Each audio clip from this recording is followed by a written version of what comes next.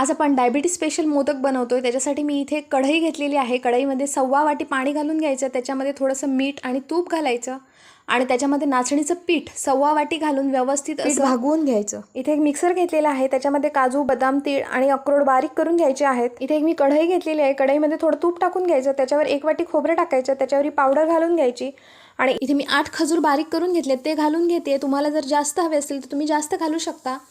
आतमध्ये थोडी वेलची पावडर घालायची आणि इथे आपलं सारण बनवून तयार झालेलं आहे। इथे मी हाताला तेल किंवा तूप लावून घ्यायचं आणि ते पीठ व्यवस्थित असं मळून घ्यायचं आणि अशी पारी बनवून घ्यायची। त्याच्यामध्ये हे सारण भरून घ्यायचं आणि व्यवस्थित असे मोदक आवळून घ्यायचे आहेत आपल्याला। अशा पद्धतीने मोदक वळून झाल्यानंतर हळदीच्या पानावर हे मोदक सगळे व्यवस्थित मांडून घ्यायचे आणि उकडून घ्यायचे आहेत। हळदीचं पान नसलं तर सुती कपड्यावर ठेवून त्यांना एक वाफ काढून घ्यायची। 10 ते 15 मिनिटं लागतात हे मोदक शिजायला। त्यांना थोडी चकाकी येते, चकाकी आली की समजायचं हे मोदक आपलेच शिजलेले आहेत। नक्की बनवून बघा।